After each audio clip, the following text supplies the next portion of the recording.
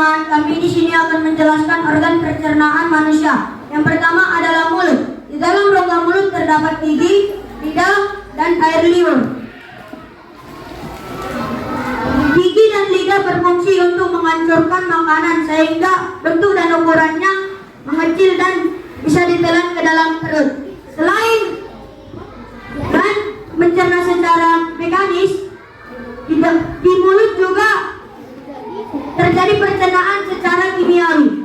Pencernaan secara kimiawi terjadi kelenjar air liur yang menghasilkan duda yang mengandung air, lendir, dan enzim vitamin.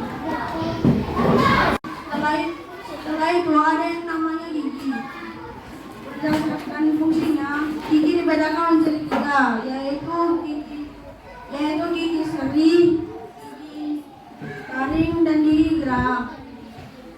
Yang pertama, gigi seri. Gigi seri berbentuk seperti kapak dan rata. Jumlahnya 8, yaitu 4 di bawah dan 4 lainnya di atas. Gigi seri berfungsi untuk memotong makanan. Yang kedua, gigi taring. Gigi taring berbentuk runcing dan sangat tajam.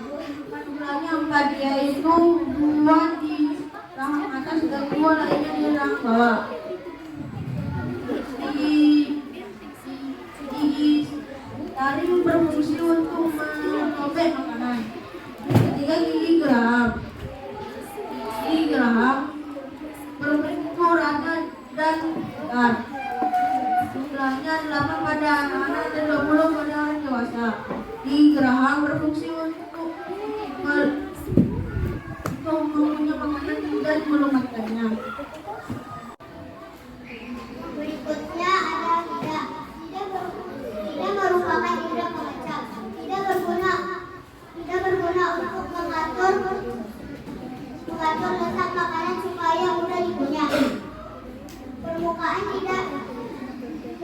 lidah bercelah-celah dan kasar karena dipenuhi oleh bintil-bintil yang disebut papila.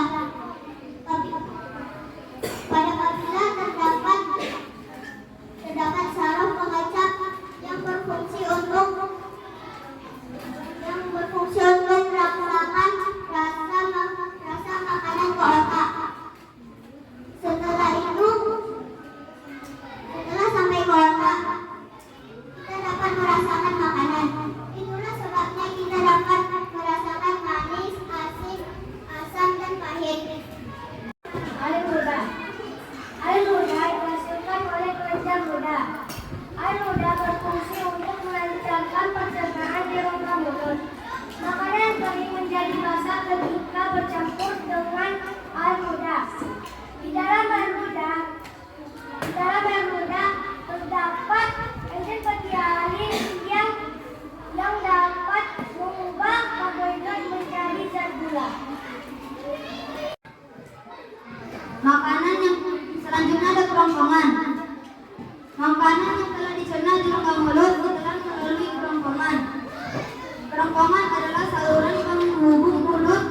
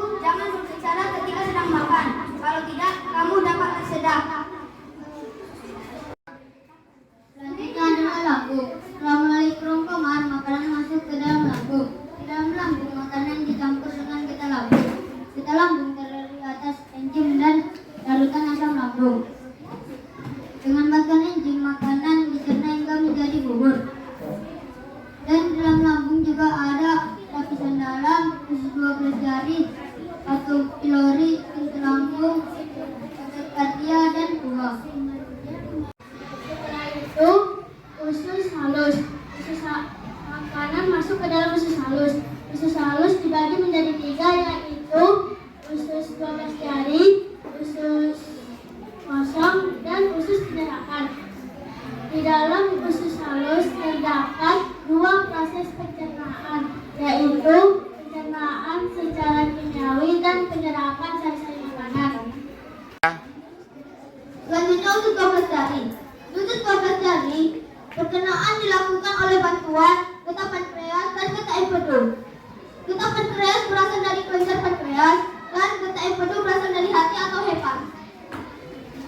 Getah empedu bisa menguraikan lemak menjadi butir-butiran yang lebih kecil sehingga dapat dikonsumsi oleh tubuh.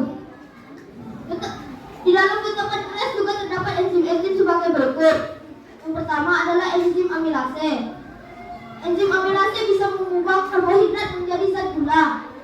Yang kedua, enzim protase. Enzim protase bisa mengubah protein menjadi asam amino. Yang ketiga, enzim lipase.